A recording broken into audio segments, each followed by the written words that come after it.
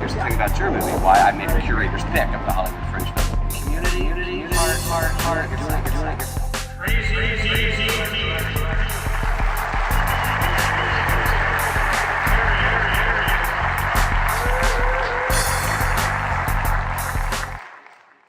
This is Like It Is Radio, Black Intelligent Talk Radio. We are going to have a great show today. We got a couple of things lined up for you. I'm your host, as always. My name is Franklyn Verley, F to the Jizzle, student Verley, or worse. You know, you can call me what you want. There are no bad words to me. But in any event, this is a chance I have to connect with you with the larger black diaspora through Black Intelligent Talk Radio, provided right here. Power 88, the People's Station.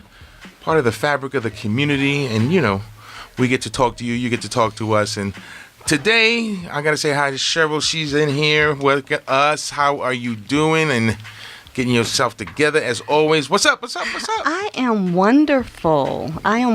Enjoying this weather. Ready for school to be over with. It's only a couple weeks left, parents. Really? Yes. May 22nd through the 24th is finals. The last day of school is May 24th, so it's just about 2 weeks. And graduation is May 31st. So parents, go on to Campus Portal, check out your children's grades, make sure they're where they need to be because we need our children to graduate. So definitely go on Campus Portal if you don't have access to that through the school, or you can go through the school district website. Make sure your children have their grades where they need to be, and especially high school students, make sure that their grades are up to par, because if they don't have their grades, they don't get credits. And you need credits to graduate. Everywhere you go, you need credits to graduate. That's a good school moment there. Yes. So what, you ready for the summer? I am so ready. I am so tired of school. How you get tired of school? I am. My daughter is in 9th grade. I'm tired. I'm tired of school, and she's equally as tired. So you think they deserve a break? Absolutely. Oh, my God. Absolutely. Really? I do. However, I do... during the summer, my daughter has to read. She has books that she has to read. So for her, education doesn't stop. Correct. But, you know, the children need a chance to kind of relax and breathe and stretch as we do. So, yes, they need a break. My daughter, however, will have a break, but she has reading that she has to do.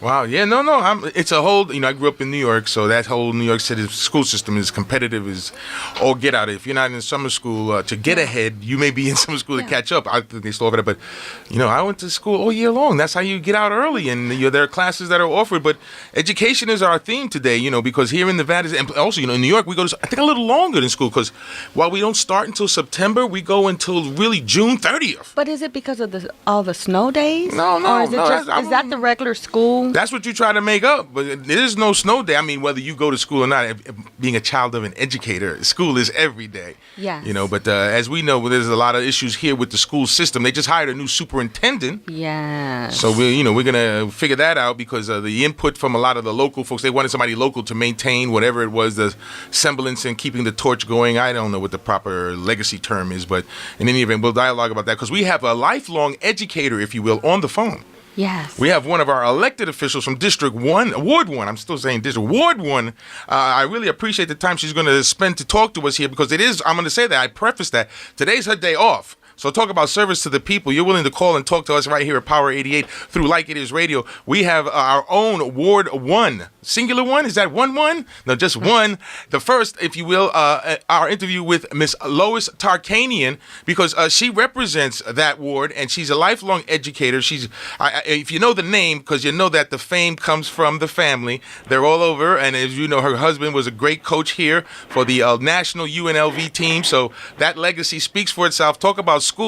While he's got him on the court, she's got him working with the books, because she does have Latin on her wall, y'all, and she has been a lifelong educator at so many levels. She's worked the school system, if you will, and now she represents Ward 1. And we wanted to talk to her because an issue came up about a month ago where they were talking, and there was I saw the picture, and I was like, whoa, It was her and someone who you wouldn't think would be standing with her, but that's testament again to her service, because Tick Sigerbloom is the, if you will, the master of ceremonies of pot here in the state, who put it on the legislative board way back when and saw it through its fruition. And part of the fruition was that once it became legal in forms of all forms of it, that there would be taxation that would benefit the city, the state, and basically our children and the children here in the Clark County school system directly, based on the monies that are being drawn. Because not that I know, but I believe I see a line on every Friday in certain corners where these dispensaries are.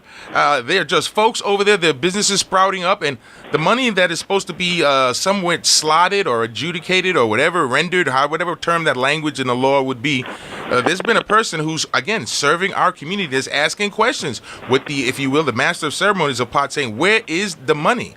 And that's a good question. So good morning and welcome to the Like It Is Radio, and thank you for taking time on your day off, Councilperson. We appreciate you, Ms. Tarkanian. How you doing? I'm doing fine, thank you.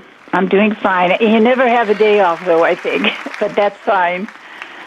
Well, as you know, I'm sorry, I was turning the way. As you know, you raised the issue on the floor, if you will, of the city council, saying that there should be some generated incomes and revenues based on the prosperity of our new law that allows marijuana to be sold at these places called dispensaries, and all the businesses that have shot out off of that. There should be some money somewhere, correct? Absolutely, and there is money somewhere. It's just, where is it? But there is money somewhere. Tick Sigerbloom pushed the recreational marijuana very hard. I did not, but we both care about children and education, and so we got together and we just asked, where is it? I'd like to tell you a little bit about what happened after that. We had that media gathering on the where is the money from the marijuana. The Department of Treasury did give out some of the money. After we had that in the newspaper and everything, they did give out some money to the entities. For example, they paid off the state of Nevada first for any monies they needed to get this whole thing in operation. Then they paid off all the entities, the city and the county and so forth. And that was completed probably sometime in early April. Now, however, that's only the small part of the money. The big money is, we don't know where that is yet. They said that the rest of the money that is marked for the school fund will be distributed in August. This is what they told us from the state. The money collected from 15% of wholesale tax cultivators will be collected through the end of this fiscal year, which is June 30th. The state will then close the budget. And once that's closed out in August, what is left goes to the school fund. So while the state has reported receiving a lot of tax revenue, only the 15% of wholesale tax is used in the school formula, which seems to me it's cutting them short. Tick Sigerbloom told me they're making about $1 million a day. That's what he told me. Now, he keeps close eyes on the figures. I don't keep that close an eye on them. But that whole thing on recreational marijuana was sold on the basis that this was going to help our school system. This was going to help our children. And we're not getting it yet. And we're not even getting it from what I just told you. I read to you from the letter that they sent to us. We're not getting it from that yet. So we're going to have to wait and see in August what's distributed and then see how much of that the state keeps. Well, when you say they, who is they? I mean, where is this money? Is it rendered to the state? The state is getting the money. Wow. So are they just putting, is it possible that they're also getting a profit from just holding on to this money and putting it in large amounts of other things and then getting the residual for that when it comes time to pay out? That's a very good question. They probably are getting something. That's a lot of money. I didn't think of that. Good thinking there. Yes. That's very possible. This is what I'm afraid of. In California several years ago when they had the lottery, they said all of it was going to go to education, and it ended up that it didn't. And what they do is they maneuver, or the way they write the bill, it doesn't serve what they sort of advertise it will serve. And I'm worried that this will go into their rainy day fund, which is a dark hole someplace, I don't know where, and then they'll use it for something else. What if something happens with the Raiders and they need additional money? Will they take the money from there? Now, everybody right now will say, oh, no, we wouldn't do that. But other states have done things like that. And I think that this was sold on the basis of helping educate children, and on that basis, that money should come to the children. Well, also recognize that they're selling marijuana all over the state, correct? In Reno and other places. Yes. So even though Clark County may have the largest fund of it, do their monies also factor into their local districts? Because I'm recognizing that maybe Clark County could pull themselves away because they probably are the largest contributor to that fund. And this is what Tick is trying to get done, and he's looking into. It is not written into the bill. But will it happen the way our other monies happen, where we send the money up to the state and then it's distributed by the state? And because we're so large down here, we have many more problems, but we may not get all of our money back to help solve those problems. And he's working on that right now. Are there any other local members of the city council jumping in to pitch with you, so to speak, on this largesse fund? Well, I nobody's told me they're against it, and everybody seems for getting the monies. I know that the mayor is very much for that.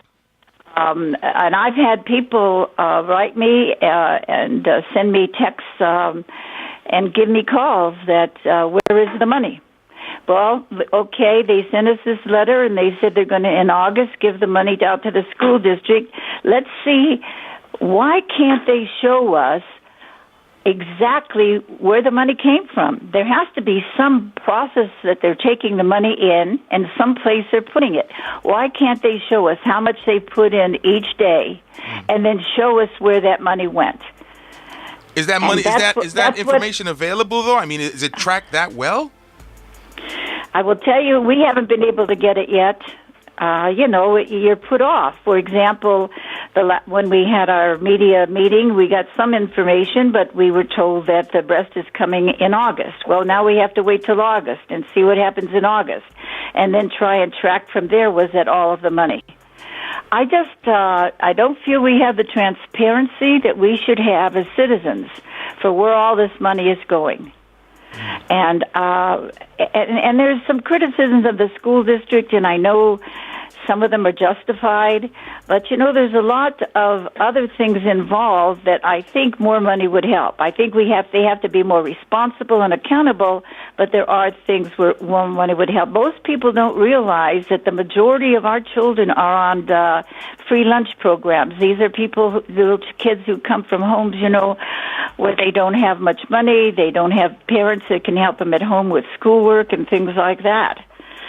And that causes a problem as far as your achievement is concerned, and that's where the monies could help, I think. Is that money also, predicated towards dedication? And I recognize that a lot of money could come into the school system, but how does it filter down to the actual children and having the increase that we need to move us, from spending, I don't know the exact dollar amount that we spend per student. How do we get it to the students to raise that dollar amount we spend per student so it's actually having an impact on their education? Well, the state would have to increase the amount of money per child that they give, which now I think is about $6,000. We're one of that. If you look at the states that have high achievement, you'll see that they give far more per child than we do, and they would have to take that money. But the thing that's good now is if the district is doing and the state is doing what they said they were going to do, which is give the responsibility to the principal, so the principal can then ascertain what is it I need here, what is it that this group of students need, and he gets the money for that and he puts it there, then it's going there. It's not going into administration, it's not going into something somebody thought they might try out, it's going directly to the students. And that's what they told us they were going to do with this breakup within the school district. But, it really hasn't occurred yet. It may be in the process of occurring, but right now, most of the teachers don't even realize what's happening. I mean, their morale is low. You probably know that. The morale in the district is very low. We can't get many teachers here. We hired another hundreds of more teachers from the Philippines for our special ed classrooms. And in the past, we had some problems with that. Is this fair to the children who are in special ed, who need extra help?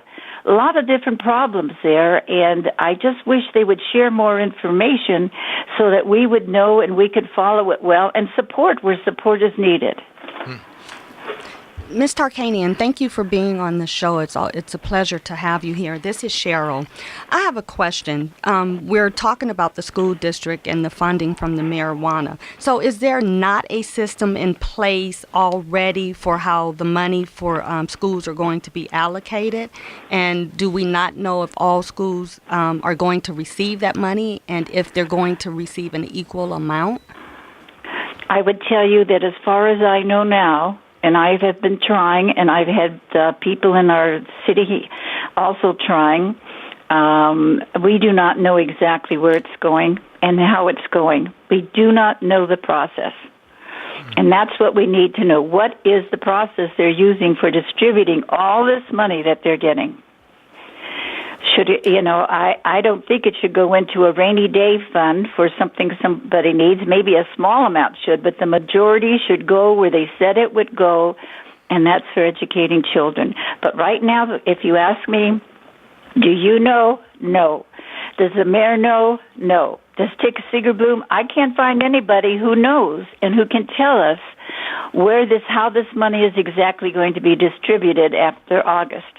Would that be the school district making that decision, or all of the people that you just mentioned? The state. It's the state, and I have to tell you, it's sometimes hard to get information from the state. Oh, I know. Thank you so much for stating my constant problem. But as we look at that, the whole package of all that stuff you said, does it need to really be legislated out again, so to speak? I mean, revisiting the whole marijuana issue to put these amendments in place that we now know were just maybe slight oversights, or just were they intended to be that way?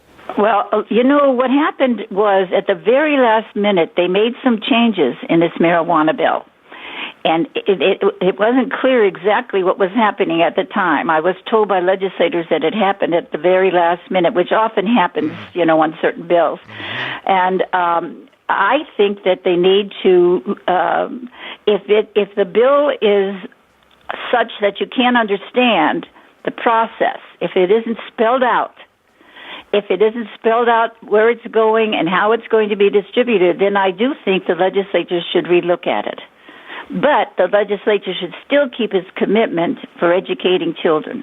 And that makes this election also more important. As you talked about the new superintendent, we recognize that some of the things you're saying is actually going to have to maybe coming out of the governor's initiative. Are any of the folks who are running for governor or any of these elected offices talking about addressing this issue as far as you know? Addressing the marijuana issue? Yes, in terms of, like you said, it's by the state. So the governor, if the new governor would have to increase or find a way to get the legislature to increase the amount spent per child to direct these funds possibly in the right way. So, I mean, isn't this an election issue? That's my point. Well, I would think it would be an election issue, but as far as I know, I haven't seen any candidate who's brought it up. And, it's not just myself as a council member, and it's not just Tick Seegerbloom as a legislator. I have people in licensing who worked through the whole marijuana thing and made up rules and helped do this and everything, and they can't get all the full information. They get some of it, what I told you at the beginning when we spoke. They got that for me, but they don't get all of it either. Wow. So, what is it, and why is it that our legislators so often get elected and then go up there and don't protect the people in the South? Sorry about that, but that's bothered me for a long time. No, facts. We appreciate your time. We are talking with Councilperson, is that the proper name? Council lady? I don't want to sound sexist. Lois Tarkanian, who's taking time for us to talk about this marijuana issue. My engineer is indicating to me there are some folks on the phone lines. We didn't even open the phone lines, but if you can we take a call or two, Council lady? Sure, certainly. I didn't want, because I recognize I didn't say that, but this is Power 88, and we do appreciate the time because this is our initial enclave with you. So we'd like to get you in one day and come in during the regular time, maybe, and do a show of the breakdown, so we get a picture and all that kind of stuff. Because I recognize the Herculean effort you put into educating our children, and that's prior to your election. Like I said, well, I respect you for caring about this and pushing on it. Sometimes it gets overlooked. Well, we definitely want to get connected because, as you would recognize, a lot of my listeners are definitely the children who need what we call a little extra support and definitely a free lunch. Because, like I said, I went to school in New York and lunch was free. I'm dating myself, but lunch was free. It was part of the academic procedure that our tax dollars put into the coffers of the system. I don't know if it's still free because I don't have any children and I'm not in New York. But in any event, we're talking about the legislation of marijuana and its monies that were supposed to be driven into our school system because nobody knows where it is. It's like Jimmy Hoffa. Where is it? But in any event, yes, sir? They'll probably say, yeah, where is it? Like that lady that said, where's the beef, on that ad they used to have. Where's the money?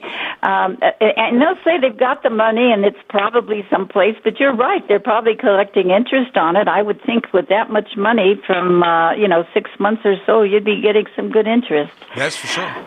Yeah. CDs pay every day. But in any event, let's get into the phone lines. Good morning. How you doing? Welcome to the Like It Is Radio Nation. Tell me you got me locked in on Facebook. You're a constituent. You're already listening. Hello? Hello. Oh, okay. I didn't know it was my turn. That's your question. I want to ask I have a question and a comment because I didn't know because I'm getting ready to, I'm trying to open up a dispensary, but I didn't know and I never heard that the money was supposed to be allocated toward schools. Now, I do know that they were pushing it hard so it could take care of epilepsy and children that have severe problems, medical problems for the dispensary. That's why it was pushed. But I've been out here so many years and I've been asking the same question. Why aren't our casinos that do make $1 million plus a day allocate funds for the schools? Because the marijuana dispensaries, I've been doing the numbers, and it's a lot. They're not making $1 million a day, but maybe $1 million something a month, but not per day, like our casinos.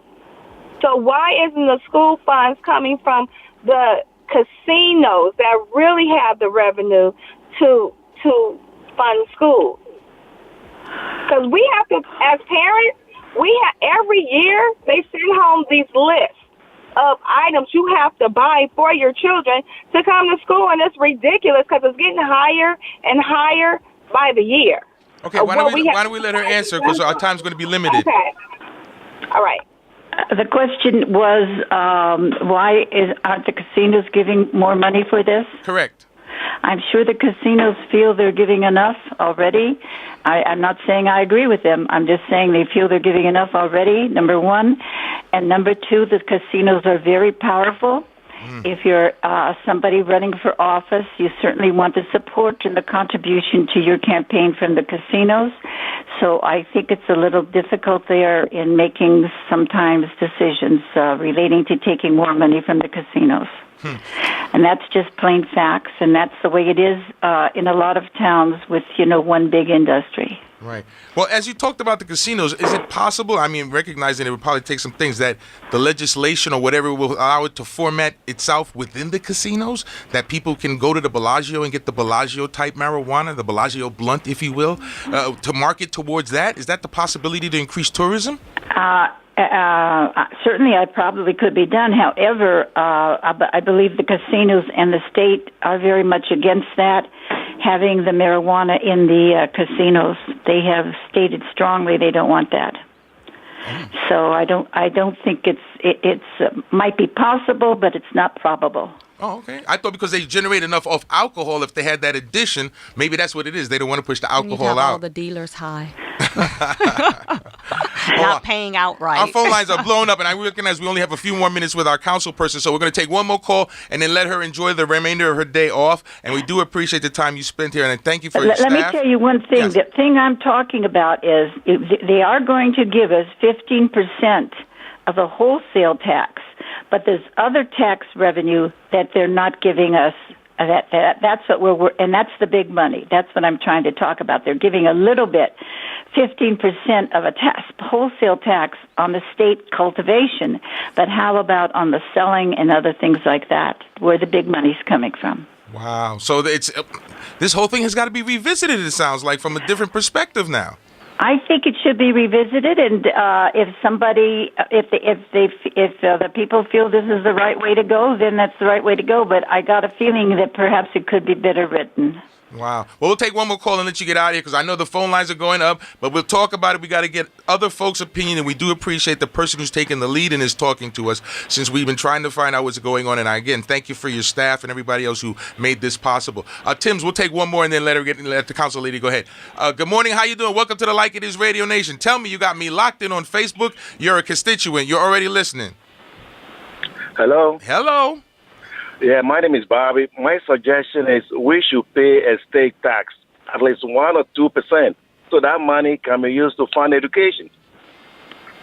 Okay. Well, we were talking about the money that we believe already exists due to the legislation passed on marijuana. So additional tax, I know that nobody's going for that. I've been blessed to say I have a few tax problems because I have a few properties. I don't want to increase taxes any more than they are. But I guess we'll leave that to the council lady. Do you agree that maybe we need to find another way to get more tax dollars in a different derivative? I think they've tried in the past to get a state tax, and that has not been approved by the public. I don't think the public wants state taxes. It has to be voted in, and the support has not been shown for it. Right. And the reason why we don't have the tax here is Nevada, isn't as active a state as some of the other states. It's got a lot of land unused and everything, and so they have to go out and try and tantalize and sort of encourage people to come, and not having the taxes is one of the things that helps us get businesses here. So I doubt that would change. Okay. But his thought is a good thought. Right. Well, Cheryl has one closing question. Thank you so much again for your time, because I recognize we want to, and if you would just spread the word amongst the council, we want to talk to everybody. And I'll be honest, I make lots of calls. I get few responses. I appreciate the fact that you're willing to come and talk to us, especially on your day off. But if you could spread the word, we just want to talk here at this end of the radio station, and we have a large listening audience that is affected by a lot of the things that goes on within the confines of each of the council persons and the mayor's responsibility. But in all honesty, you're the first person to come down here and talk to us, man. So I do appreciate that. I'll tell you, I appreciate what you do. I think you care about the people, and I think you give the people a chance to voice their opinion, and I think that's extremely important. And I will spread the word. Well, okay, great. And Cheryl has one closing question. And again, thank you so much, and thank your staff, because I was really at a hard place to try to get this information that you just gave us in this little bit of time. That's more than we've had all year. Again, Cheryl? And actually, I have two really quick questions. My first question, just out of curiosity, how much or what percentage of money for education does come from the casinos? Well, it would depend on each casino, and I couldn't give you that specifically, but it's taxed the same way a house would be taxed, and other things other businesses are taxed. So it'd be the same percentage. Okay. But of course, they make more money, so they would be paying more. Okay. And with the voting in of the marijuana law, saying that money will go towards the school district, is any of this really? Was none of this not expected? Because I know that the government always cuts, or the state always cuts the budget for the school district and mental health. So to me, this is just a part of how it has always been. I think you're right. It's a part of how it has always been. And it's a part of, if all of us got together, we could get a change made, but we would all have to work together very hard. And our mental health situation in Nevada is horrible. It is, absolutely. It isn't very good in most states. It's horrible in Nevada. We should be terribly ashamed. Yes. Well, maybe when we go revisit this marijuana upstate law, we can figure out how to do, because there should be enough money based on the lines and the peoples that I've seen that are endorsing it, and it's all races and creeds, and not just the tourists. I mean, the locals are doing a reasonable amount of business too. So let's figure out how to make that all happen. So again, and you know what? Yes. If you got that marijuana money, even if it went to the schools, they have means and they have personnel who help those children who do have emotional problems, mental problems. So it could be used there, right? Just going straight to the schools, it could be used. Wow. Well, again, it's needed everywhere, but it could be used there, and maybe solve some of those problems that we see throughout the country with youngsters in high school. Wow. Well, thanks again so much for your time, and we look forward. We're going to try to get Mr. Sigerbloom in here also, because the information you guys have putting forth is definitely impactful for this community, as you would know, because the scores for a lot of my listeners and their children are just not up to where we'd like them to be. So again, thank you for your leadership. I know, and we have to keep working hard at that. But you have a great day, and I hope your audience has one too. And I just say stay together, work together, and get some of these things that are not right made right. Take care. Thank you. And you're helping us do that. Thank you so much. That was our local council person from Ward 1, Miss Lois Tarkanian. She's putting forth the energies to let us know this whole marijuana thing is going up in smoke. Yeah. I ain't clapping on that, man. But in any event, as you know, this marijuana thing, there's money. They knew there was money. There was money in prior in incarceration. There was money in investigation. I ain't going to talk about Metro because, it's an election year, but it just all shows you how it's all flowing into one thing. And if we can just figure out the way to make some small inroads to the larger issues, we could get some pennies for our children, who would definitely be something significant in terms of the money you spend on education. I'm a prime example. You need a few lashes. You need a few, don't spare the belt. I ain't going to lie. But don't forget about the books. That's all I can say. And again, we want to thank Ms. Tarkanian and her staff for making time to inform us, because we make calls here, but we don't always get call backs. We call her home on her day off. So she got my vote. I'm going to tell y'all that now. Not that y'all care. But if you're not willing to talk to us, we're going to talk about you. And if you're willing to talk to us, we're going to talk with you. This is Like It Is Radio, Black Intelligent Talk Radio.